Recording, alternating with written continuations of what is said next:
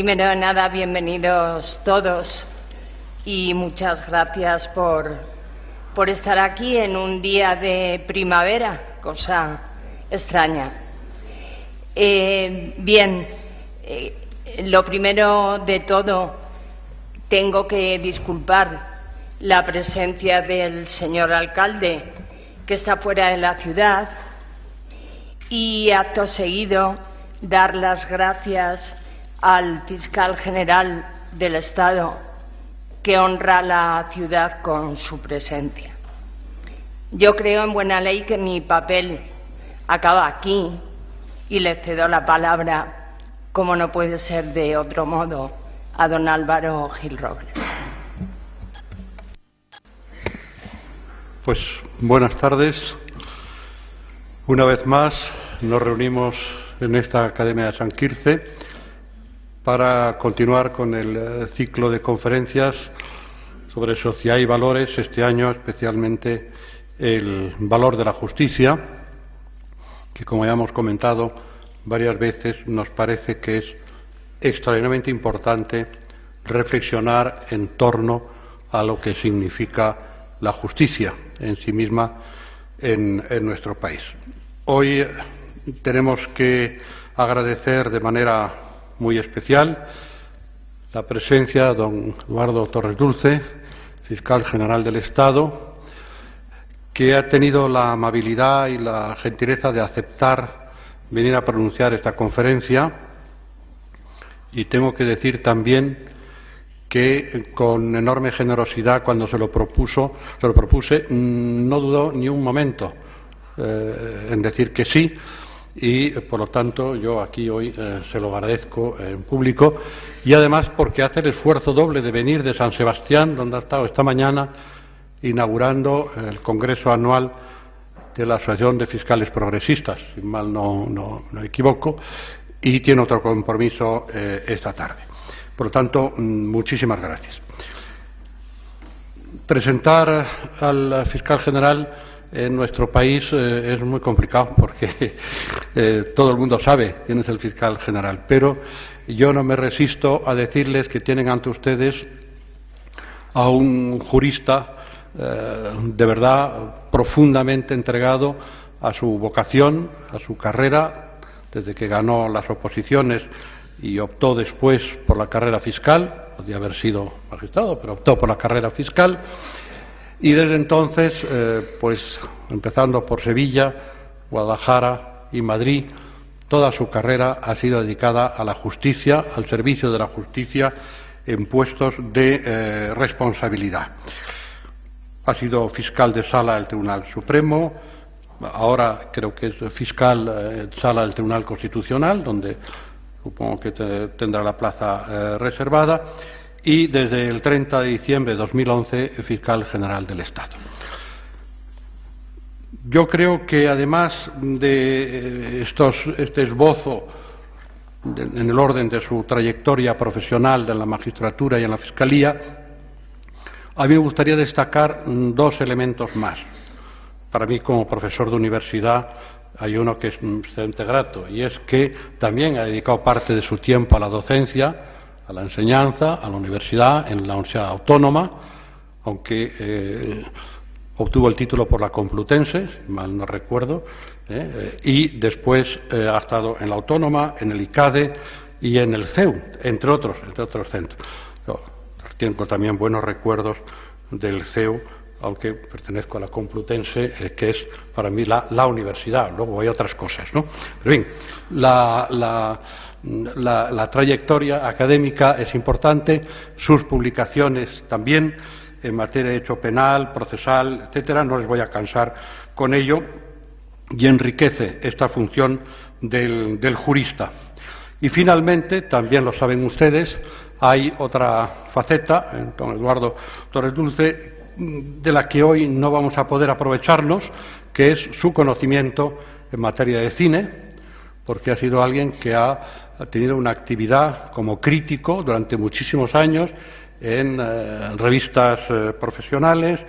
en la televisión, con aquel programa de Garci, que yo lo recuerdo, etcétera. Pero bueno, otra vez le invitaremos, cuando hablemos del valor de la cultura, del cine, el arte, el teatro, y él se acepta, pues lo tendremos aquí hablando de otros temas. Yo simplemente con estas brevísimas pinceladas quería darle paso a su intervención, de verdad agradeciéndole otra vez en nombre de la Fundación Balsaín, de su presidente, alcalde de La Granja, que está aquí presente, y de las autoridades que nos acompañan y de todos los que están en esta sala. Muchas gracias de verdad. Muy buenas tardes, ilustrísima señora alcaldesa en funciones de esta ciudad de Segovia, excelentísimo señor presidente del Tribunal Superior de Justicia, presidente de la Audiencia Provincial, querido fiscal jefe de la Fiscalía de Segovia, señor presidente de la Fundación de Balsaín, querido Álvaro Gil Robles. Para mí constituye un verdadero honor y un placer estar aquí esta tarde, esta primaveral tarde en la ciudad de Segovia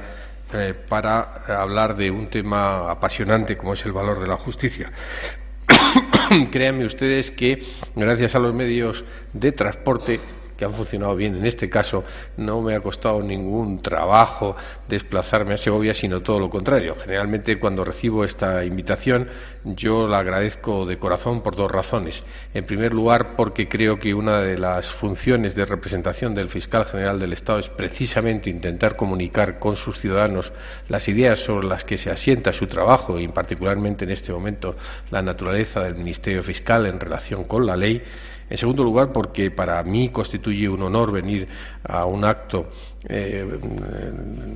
organizado por la Fundación Balsaín, comprometida en la defensa de los derechos humanos y en la difusión de la idea de democracia como valor irrenunciable del ser humano, que para mí han sido uno de los horizontes de mi vida. He pasado 17 años de mi carrera profesional, prácticamente casi la mitad destinado en la Fiscalía del Tribunal Constitucional, y estoy profundamente comprometido con la lucha de los derechos y de las garantías fundamentales y de los derechos humanos. Y finalmente es además un placer acudir a la llamada de Álvaro Gil Robles, a quien conozco desde hace tiempo, que encarna pues toda una saga de ilustres juristas comprometidos con la libertad y la democracia de este país. Estuvo a punto de ser profesor mío en la Complutense, pero yo no caí en su grupo, caí en las manos, y bien agradecido que le estoy, del profesor Gaspar Ariño, dicho sea paso, ¿no? Y en todo caso tenemos además amistades comunes a lo largo del tiempo. Por lo tanto, sin llegar a los extremos de que lleguemos a una declaración de bolero, si tú me dices, ven, lo dejo todo, pero sí que en el caso de Álvaro Gil Robles, con mucho gusto atiendo a cualquier llamada, máxime si además se inscribe la Fundación de Balsaín. Y finalmente, permítanme usted, ex abundantia cordis, decir que sacar al fiscal general del Estado del despacho de la calle Fortuny es hacer un acto de caridad para el fiscal general del Estado, y casi máxime al final de la semana. Así que muchísimas gracias por el alto honor. Es la primera vez que voy a hablar en una iglesia, aunque esté desafectada totalmente, y espero que mis palabras estén a tono con la categoría, el valor y la altura de la invitación, el lugar en el que me encuentro y la muy noble y espléndida ciudad de Segovia. Quería hacerles algunas reflexiones del fiscal como garante de la legalidad, que es el tema que me han encargado para esta tarde. Yo creo que en una sociedad que se beneficia de la plenitud democrática, y creo que la sociedad española ha culminado felizmente este proceso, la ley no es el instrumento de la arbitrariedad del poder, sino por el contrario, su límite, su elemento moderador, su contrapunto racional y moral. De este modo, la democracia es indisociable del imperio de la ley, pues solo es libre el pueblo que se somete a los mandatos legítimamente emanados de sus representantes. Por eso las sociedades decentes, en palabras de Isaiah Berlin, el pensador liberal al que voy a citar con frecuencia esta tarde, erigen desde la antigua República Romana magistraturas que tienen por eminente misión asegurar que las leyes se cumplan, y por eso constituye en mi caso motivo de singular satisfacción dirigir en nuestros días los designios de uno de los órganos más cualificados para ello, con un encargo especialmente dedicado por nuestra Constitución, como es el Ministerio Fiscal. Sin embargo, no siempre ha estado clara la ubicación institucional del fiscal en España. Cuando Álvaro Gil Robles me decía que era difícil presentar al fiscal general del Estado, me he alarmado, porque durante bastante tiempo hay que decir que ubicar al fiscal general del Estado dentro del mapa constitucional no es fácil. Luego ha derivado hacia un elogio que le agradezco,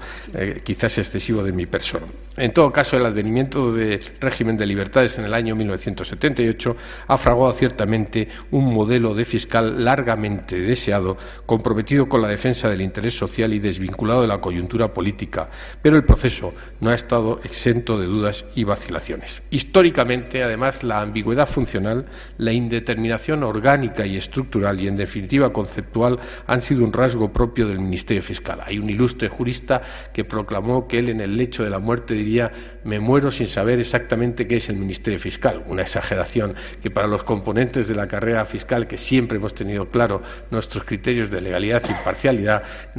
nos puede herir, pero que razonablemente supone lo que a lo largo del tiempo la doctrina ha venido considerando del papel, vamos a decir, ambiguo constitucionalmente que ha tenido el Ministerio Fiscal.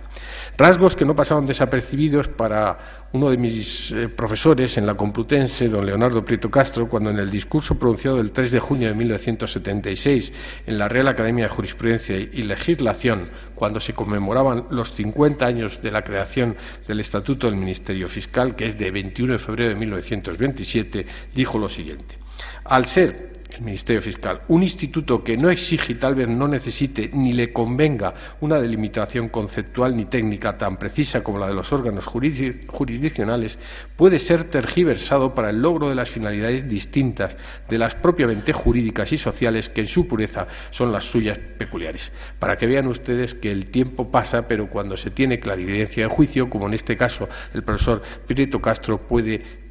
diseñar este aspecto. Sortear el riesgo de tergiversación de la figura del fiscal ha exigido no pocos esfuerzos, pues siempre ha resultado tentador para cualquier gobierno mediatizar el depósito de ciencia jurídica y la actitud de disciplinada dedicación de los miembros del Ministerio Fiscal en pro de intereses meramente coyunturales y pasajeros, no siempre coincidentes con el interés social. El fiscal es una figura que, por fuerza, ha de tender a la objetividad y la imparcialidad, porque nació de la necesidad histórica de desvincular la promoción de la acción de la justicia del interés particular del monarca. Es su destino histórico si consideramos que su misión históricamente original como procurador fiscal, también designado en los anales como home del rey, encargado de los asuntos financieros de la corona, hubo de evolucionar de manera progresiva pero imparable hacia una profesionalización que le convertiría en servidor público encarnado de hacer valer ante los tribunales el interés de la justicia en cada caso. En el patio de la Fiscalía General del Estado, en la calle Fortuny de Madrid, hay permanentemente unas vitrinas que exhiben documentos de don Melchor de Macaraz, ilustre predecesor mío en el desempeño de funciones propias del Ministerio Fiscal, y quizás está ahí para recordarnos a los fiscales el destino de Macanaz, procesado por la Inquisición ante su deseo de modernizar España y mantener los poderes de la soberanía popular frente a una invasión del poder absoluto. La idea seminal del modelo moderno del Ministerio Público no es otra que la garantía de una justicia imparcial, alejada de intereses partidistas o de facción. Este origen constituye al mismo tiempo nuestra más preclara vocación, a la que venimos consagrando desde hace décadas los mejores esfuerzos individuales y colectivos, pues nuestro destino manifiesto, nuestra última frontera, es conseguir plena autonomía funcional y orgánica como condición de una justicia independiente y objetiva. El Ministerio Fiscal se inserta en el armazón institucional erigido por la Constitución de 1978 como un órgano de relevancia constitucional que tiene por misión promover la acción de la justicia en defensa de la legalidad, de los derechos de los ciudadanos y del interés público tutelado por la ley. La lectura del artículo 124 de la Constitución, que debo de recomendarles, verán ustedes que ha cambiado radicalmente la trayectoria histórica del Ministerio Fiscal.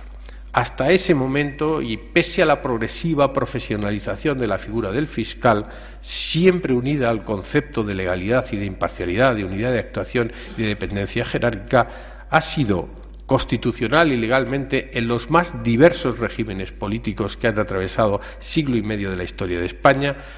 un órgano vinculado al Poder Ejecutivo.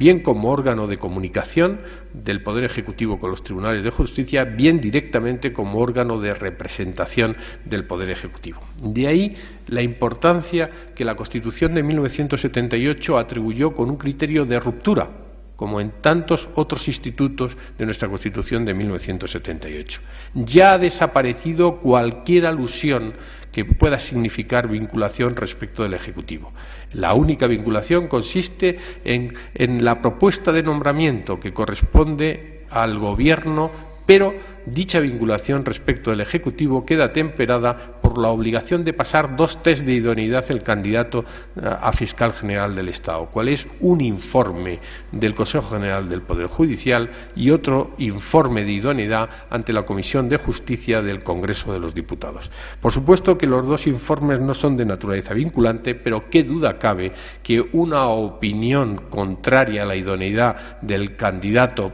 bien por los que representan el Gobierno del Poder Judicial, el Consejo General del Poder Judicial, bien en la sede de la soberanía popular, como es el Parlamento, en el Congreso de los Diputados, haría que el Gobierno, evidentemente, se replanteara el nombramiento del Fiscal General del Estado. Es significativo, además, que la institución del Ministerio Fiscal aparezca en la Constitución encuadrada en el título del Poder Judicial y que el propio Estatuto Orgánico del Ministerio Fiscal desde el año 1981 proclame que el Ministerio Fiscal está inscrito en la órbita del Poder Judicial sin ser Poder Judicial con autonomía funcional. El gran desafío que tiene el Ministerio Fiscal a partir de este momento, evidentemente, es lograr un ámbito de autonomía mayor, un ámbito de autonomía que de cara a los ciudadanos pueda hacer visible que la vinculación inicial del nombramiento del Fiscal General del Estado no va a comprometer en modo alguno la actuación de los órganos dependientes del mismo. He de decir que fundamentalmente el Gobierno solo puede dirigirse al Fiscal General del Estado, nos expresa el Estatuto Orgánico del Ministerio Fiscal en su artículo 8, simplemente para interesar que promueva ante los tribunales las actuaciones pertinentes en orden a la defensa del interés público. Nada más. No puede darme una expresión concreta y determinada, simplemente razones de política criminal. Que exacerbemos la protección de la violencia doméstica, que hagamos mayor hincapié en los delitos que afectan a la corrupción, que nos centremos en la siniestralidad laboral, pero en modo alguno puede dar algún otro tipo de indicación concreta. Y aún ese interés del Gobierno para que actuemos en ámbitos abstractos, vagos y generales de la actuación dentro de los diversos órdenes jurisdiccionales ha de pasar por el filtro de la Junta de Fiscales de Sala, máxima expresión de conocimiento técnico jurídico de la carrera, que dará un dictamen y que, por supuesto, el Fiscal General del Estado no queda vinculado en modo alguno a la petición. Fuera de ello, no existe ninguna otra vinculación con respecto del Poder Ejecutivo. Concebido, por lo tanto, con este carácter de autonomía respecto del Ministerio Fiscal, conviene hacer alguna alusión más a la figura del Ministerio Fiscal en conceptos de legalidad. Me van a permitir ustedes alguna reflexión en torno a la idea de justicia, porque justicia y órganos judiciales, justicia y Ministerio Fiscal resulta absolutamente necesario desde todos los puntos de vista. La arquitectura de la justicia dentro de la Constitución es muy clara, es realmente llamativa dentro del contexto de las constituciones europeas y se basa fundamentalmente en situarlo en el artículo 1.1 de la Constitución como valor superior del ordenamiento jurídico. Yo no sé si ustedes han leído la Constitución, en parte o en general. Yo recuerdo siempre que mi maestro, don Julián Marías, decía que la Constitución iba camino de emular al Quijote, el libro que por antonomasia de todos los españoles deciden en cualquier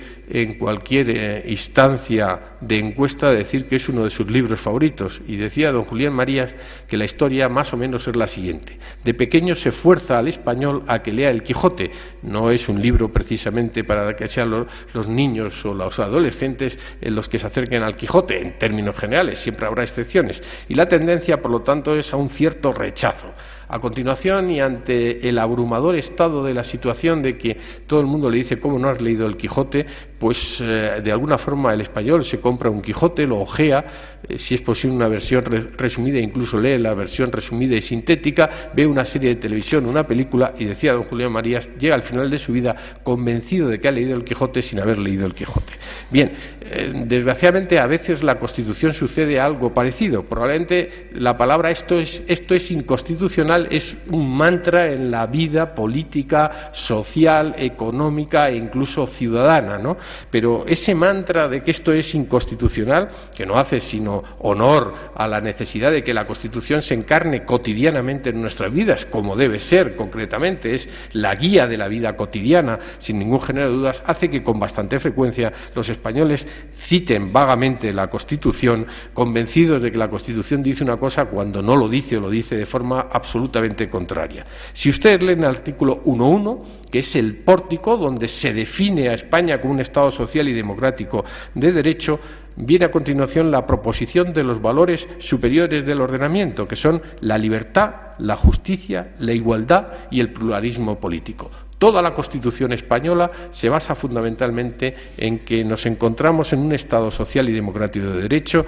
regido por la libertad, la justicia, la igualdad y el pluralismo político. Todo el sentido constitucional podemos y debemos reducirlo a ello, orientarlo a ello, interpretarlo a ello. La soberanía nacional en el pueblo español está en el segundo párrafo y la forma política del Estado en la monarquía en el tercer párrafo del artículo 1. No acaba ahí la significación de la justicia. Si ustedes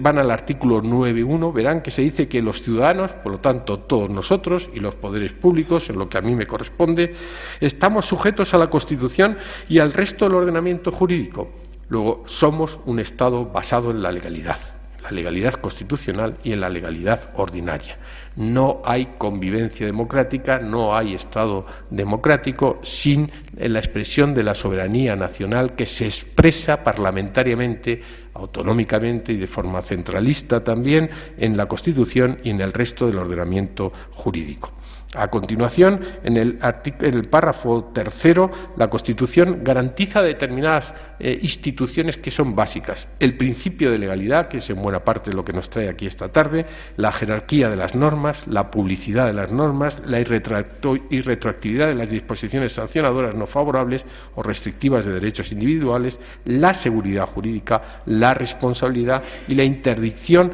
de la arbitrariedad de los poderes públicos. Este es el armazón en el que nos movemos el concepto de justicia inmediatamente de ley en el ordenamiento jurídico y en la Constitución. Añaden ustedes el concepto de derechos inviolables inherentes a la dignidad de la persona humana y la interpretación conforme a la Declaración Universal de Derechos Humanos y los tratados internacionales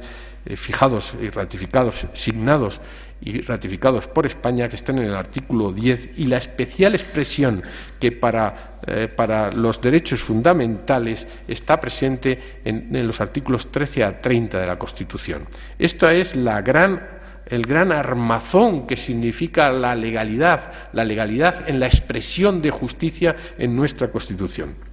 Hay algo más que les afecta a ustedes muy directamente, a nosotros, a todos los ciudadanos, que es el concepto de tutela judicial efectiva que está en el artículo 24.1 de la Constitución.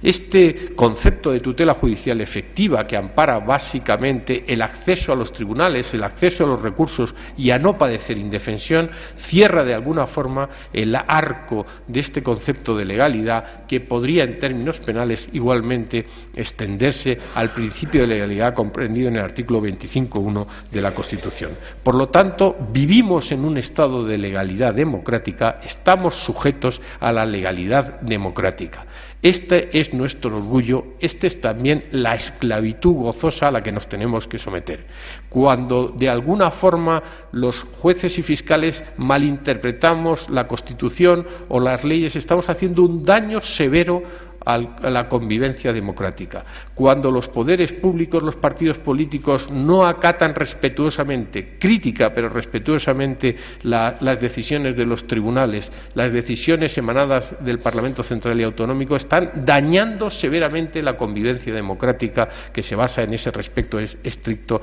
de la legalidad. Una legalidad que no son las tablas inscritas por la ley, una legalidad que se basa fundamentalmente en el dinamismo de la realidad social que obliga a reinterpretar la Constitución y las leyes de forma progresiva, de manera continua, de manera que la expresión de la voluntad popular no quede congelada por una distancia enorme respecto de la realidad social. Hay a veces un daño evidente respecto de las leyes. Hay quien cree que las leyes pueden cambiar el mundo. Difícilmente cambian el mundo. Lo que cambia el mundo son precisamente las personas, los movimientos de los ciudadanos. Un ilustre filósofo disidente, como deben de ser todos los filósofos, Baruch Spinoza, que huyó de su familia de las persecuciones de la península ibérica, su origen era portugués, fue a los Países Bajos donde se encontró igualmente con que la disidencia tampoco era admitida en los estados de Orange. En su tratado teológico político dice lo siguiente: quien pretenda determinarlo todo con leyes provocará más bien los vicios que los corregirá. Lo que no puede ser prohibido es necesario permitirlo, aunque muchas veces se siga de ahí algún daño. Qué gran reflexión la que Baruch Spinoza en el siglo XVII en Holanda nos transmitía. No todo ha de regularlo las leyes. Dejemos que sea la ciudadanía la que rija sus propias relaciones. Muchas veces el exceso de legalidad, el exceso de regulación hace un enorme daño a la convivencia y a la realidad ciertamente democrática. Yo quiero ponerles un ejemplo que nos afecta muy directamente al Ministerio Fiscal: el Código Penal. Actualmente se inicia una nueva reforma del Código Penal que está a punto de llegar a las Cortes, promovida por el Gobierno de la Nación. Una profunda reforma, más de 100 artículos del Código Penal, que ha motivado que el informe del Consejo Fiscal vaya a ser técnicamente crítico para buena parte de las instituciones que se corrigen o que se ponen en marcha en ese Código Penal, pero en el prólogo de nuestro informe que hemos enviado al Gobierno advertimos de la mala deriva que la calidad de legalidad del Código Penal está teniendo. En primer lugar, porque desde 1995, donde se vuelcan modelos antiguos del Código Penal, lo que el ministro Belloc designó como el Código Penal de la Democracia, este Código Penal de la Democracia ha sufrido 25 modificaciones, la mayor parte de ellas de profundo calado, la mayor parte de ellas hechas a golpes de titulares de sucesos en las páginas de los periódicos o de presiones de lobbies sociales o políticos de todo tipo. Es difícil encontrar en ninguna parte del mundo, desde luego no en la Unión Europea, que uno de los pilares de la convivencia democrática, como es el Código Penal, pueda haber sido variado y sustancialmente y en zigzag en muchas ocasiones, sin mucho tino, en 25 ocasiones. Esto revela cómo la calidad de la legalidad, aunque exista la legitimidad de su proclamación en el Parlamento como expresión de la soberanía nacional, debe tener los límites que Baruch Spinoza en su tratado teológico político les he expresado anteriormente. Hay más. En España actualmente tenemos una excesiva fragmentación de la calidad de las resoluciones normativas. Cada vez más lo que debería ser regulado por ley lo es por Real Decreto Ley, y lo que debería ser por ley es regulado en reglamentos o órdenes en jerarquía normativa. Esa jerarquía normativa de la que les he hablado en el artículo 9, que es una de las exigencias constitucionales, resulta por muchas y muy variadas razones burlada. Lo que debería ser excepción se convierte en realidad. Parece ser que en España no hay mejor dicho que el del conde de Romanones, cuando cínicamente decía: hagan ustedes las leyes que ya me encargaré yo de los reglamentos. Si a ello se une la transposición sin más, sin meditar, de muchas directivas europeas, estamos creando una verdadera situación de caos normativo, en el que, sobre todo en materia contenciosa administrativa, donde no puedo incidir porque me da vergüenza hacerlo delante del profesor Gil Robles, está produciéndose una verdadera jungla en la que abrirse paso a machetazos de interpretación jurídica no puede ser normalmente la mejor de las soluciones. En el campo del derecho penal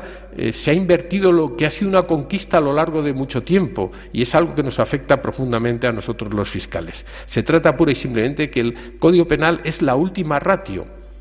En el pacto social del que hablaba Rousseau, sobre el que trataron de formas distintas Hobbes, Locke y el barón de Montesquieu, todos ellos, el Código Penal progresivamente desde Beccaria, desde los ilustrados del siglo XVIII, es la última ratio. Cuando la sociedad no encuentra otros procedimientos para arreglar los daños que se ha producido la convivencia en el pacto social, debe de recurrir al Código Penal. Esta es la última ratio y los derechos penales modernos hablan del principio de intervención mínima. Debe de intervenirse mínimamente en aquellas conductas en que el reproche penal debe conllevar una sanción correspondiente. Pues bien, tenemos un Código Penal en el que el principio de intervención mínima, que así rezaba la exposición de motivos del texto de 1995, se ha convertido en un principio de intervención máxima y donde prácticamente y progresivamente casi todas las conductas, muchas de ellas de carácter puramente administrativo, resultan elevadas a la categoría del Código Penal.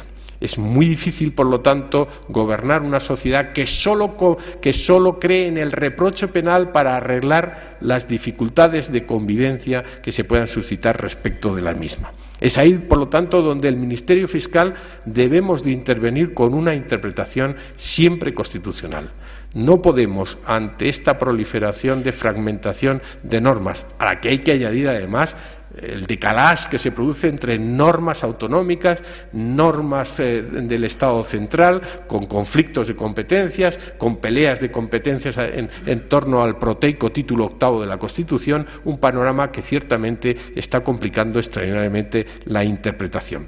A ello, debo decirlo de todas formas, que se une además algo que conviene decir con mesura, con educación, con moderación. Tengo aquí ilustres amigos representantes del Poder Judicial, pero que está presente, y es el enorme desconcierto que producen resoluciones judiciales en las que a los ciudadanos, ante una misma situación, resultan distintamente resueltas por los tribunales de justicia. Ese principio de legalidad que requiere la certeza, la precisión, está siendo cada vez más evadido con interpretaciones ante las que muestro mi respeto, pero que en muchos casos no tienen en cuenta la labor unificadora de la jurisprudencia de los tribunales internacionales, por ejemplo el de Estrasburgo, y desde luego la obligación, artículo 5.4 de la Ley Orgánica del Poder Judicial, de respetar la jurisprudencia del Tribunal Constitucional y al menos igualmente las de las salas del Tribunal Supremo.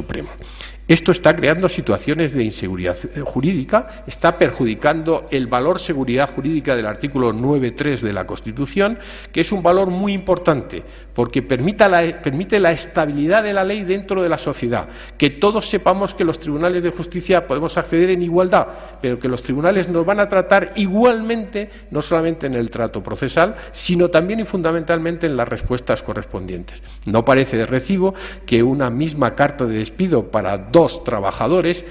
con el mismo contenido resulte despido improcedente en un juzgado y en el de al lado de lo social despido procedente, con olvido en algunos casos de una jurisprudencia asentada acerca en esos supuestos concretos y determinados. Para la fijación, creo que se impone en la reforma procesal que viene inevitablemente la institución del precedente anglosajón, que quizás sea una institución excesivamente rígida, porque el overruling, la posibilidad de cambiar el sentido de las resoluciones judiciales, a veces es excesivamente rígido, pero que permite estabilidad del sistema. Y que tiene además un profundo valor económico, que en los tiempos que corren conviene no olvidarse de él, que sepamos las empresas, que sepan los sindicatos, que sepamos los grupos sociales, que sepamos los ciudadanos a qué atenerlos en las resoluciones, siempre, evidentemente, con la libertad que impetra la independencia judicial del artículo 117.3 de la Constitución, resulta ciertamente importante. Por ello el Ministerio Fiscal es importante, en primer lugar porque estamos sujetos al principio de legalidad. Nosotros no tenemos el criterio de oportunidad. A diferencia de los fiscales de las películas, de las series o de testigo de cargo, yo no puedo elegir si llevo o no llevo a juicio, ni don Antonio Silva, que está aquí presente, lleva a juicio o no un caso, atendiendo a la viabilidad, atendiendo a si tenemos más o menos pruebas, atendemos si va a causar un trastorno o no social. En los países anglosajones rige el principio de oportunidad. Puedo elegir si llevo o no a los tribunales. Y no tengo más responsabilidad que la política, que evidentemente se produce en esos términos. Nosotros estamos sujetos al principio de legalidad. Nos tenemos que mover obligatoriamente, somos esclavos, obedientes, gozosos del principio de legalidad. Con ello no quiero decir que no sea bueno un principio de oportunidad arreglada, que de facto en los tribunales, a través de las situaciones de conformidad, se está produciendo, pero que no olvidemos nunca que estar sujetos al principio de legalidad supone estar sujetos a la soberanía nacional y permanecer en el equilibrio de la división de poderes. Ni los jueces deben de adoptar, y los fiscales menos, actitudes interpretativas que vayan más allá de su función, constituyéndose en legisladores, ni los legisladores, evidentemente, se pueden permitir la intromisión en las acciones propias del Poder Judicial. Esta progresiva desaparición de los bordes de la división de poderes, por mor del enorme poder que tienen las elecciones en la conformación de un gobierno y posteriormente de las mayorías parlamentarias, deben de ser equilibradas con un justo principio de la legalidad. Legalidad que además hay que interpretar necesariamente, como les he dicho al principio, de acuerdo con el Código Civil respecto de la realidad social. Un mandato que equilibra que la ley no son unas tablas petrificadas, sino que pueden acudir a cada una de las circunstancias para resolver para los que están previstos los conflictos sociales a este respecto. Ese principio de seguridad jurídica nosotros lo garantizamos además y fundamentalmente con el principio de unidad de actuación. Mediante las circulares, las consultas y las instrucciones emanadas de la Fiscalía General del Estado y debatidas democráticamente en la Junta de Fiscales de Sala o en el Consejo Fiscal,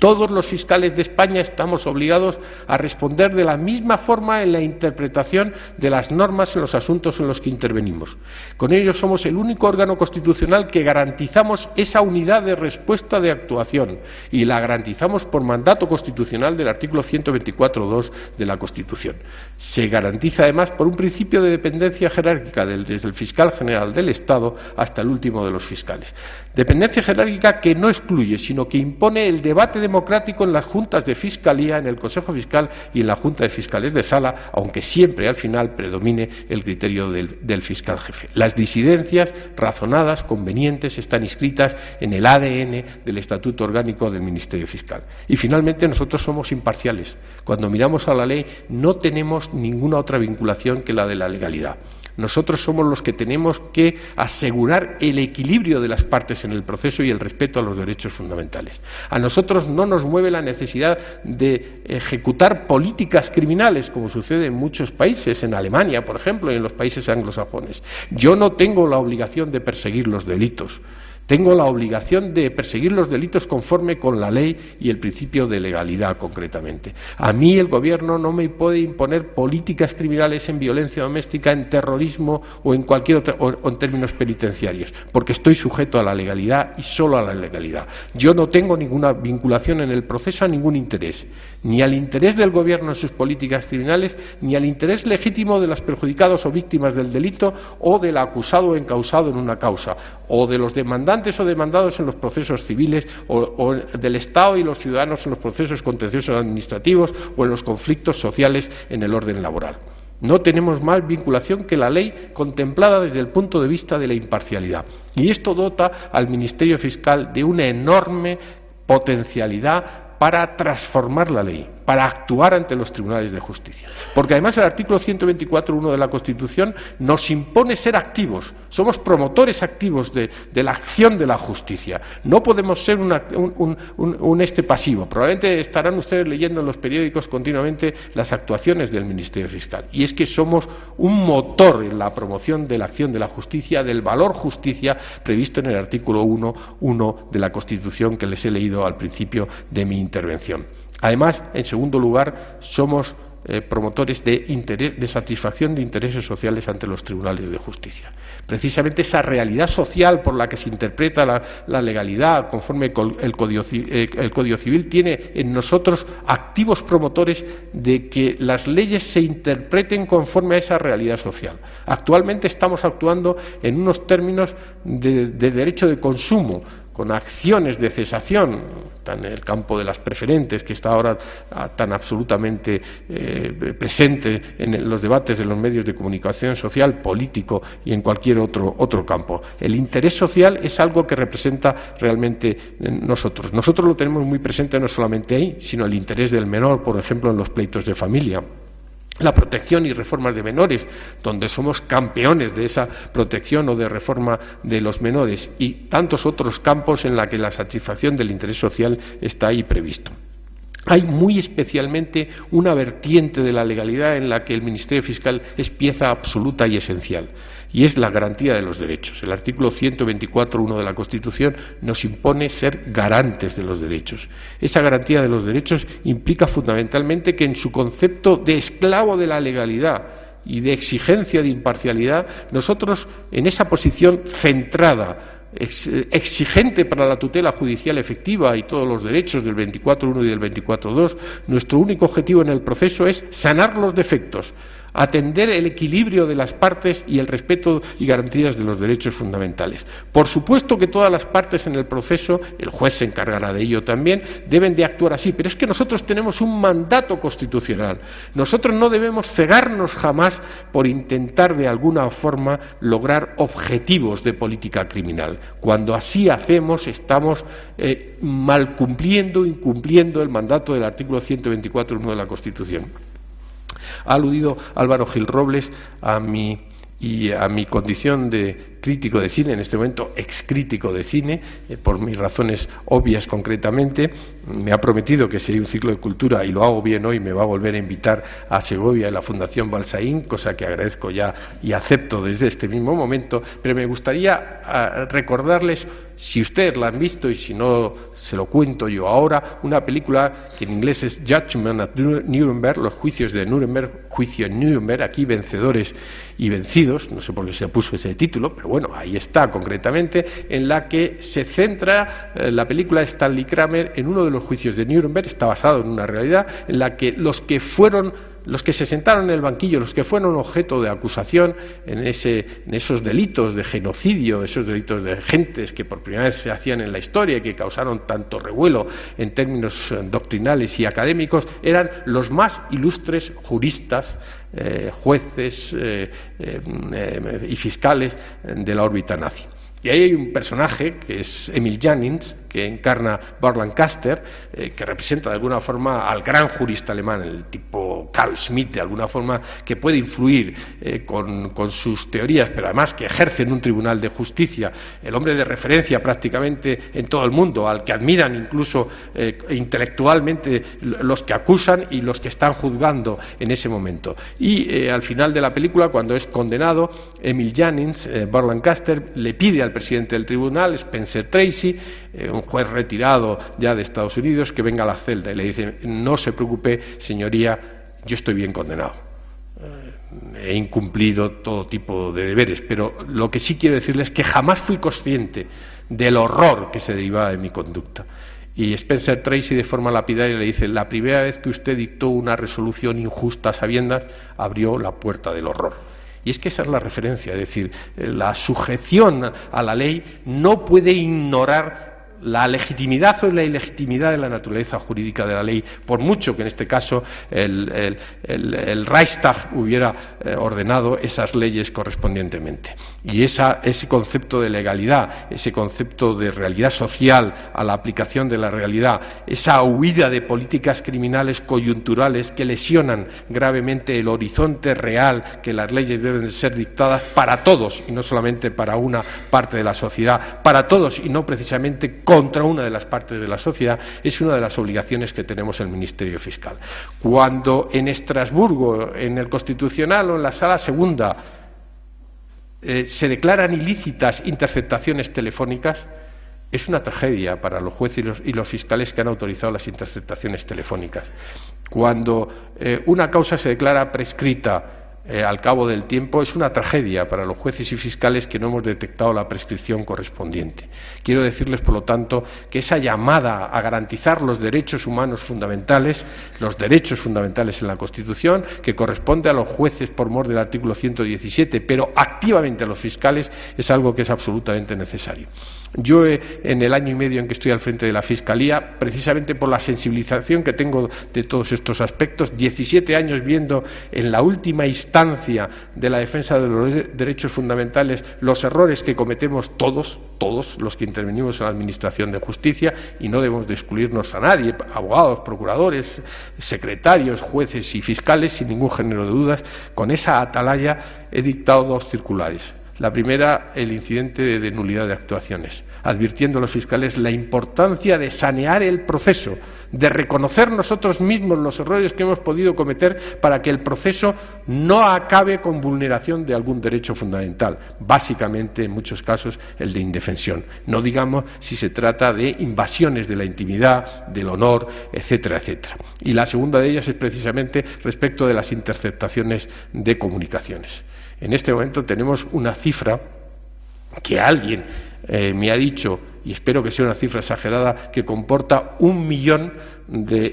interceptaciones telefónicas dictadas por los tribunales españoles. Me parece una cifra muy elevada, excesiva totalmente, ¿no? Y en todo caso lo que revela fundamentalmente es que ojalá ese elevado número de interceptaciones, que en alguna tertulia se ha dicho y que yo creo que es exagerado numéricamente, no suponga una degradación de la calidad de la convivencia ciudadana. Es, y lo ha dicho continuamente en los tribunales internacionales, la intervención en derechos fundamentales que afectan a la esencia de la dignidad del ser humano, a la convivencia, debe ser excepcional. Debemos de buscar los órganos policiales de investigación, los jueces y fiscales, una última ratio para tener que acudir, máxime cuando a veces pasa a continuación esas conversaciones integradas en un sumario a la almoneda y a veces al patio de monipodio de la opinión pública, con grave perjuicio del objeto de la causa y de aquellos que intervienen en la causa, en muchos casos encausados, que todavía tienen, por supuesto, el principio de presunción de inocencia. Este es el horizonte necesario que con la legalidad nos movemos el Ministerio Fiscal, esta exigencia constitucional. Yo quiero citarles al profesor, al gran filósofo Isaiah Berlin, que en un momento determinado dice 2 o 3 cosas que quiero ponerles de manifiesto. La primera, cuando dice que creo que no hay nada más destructor de vidas humanas que la convicción fanática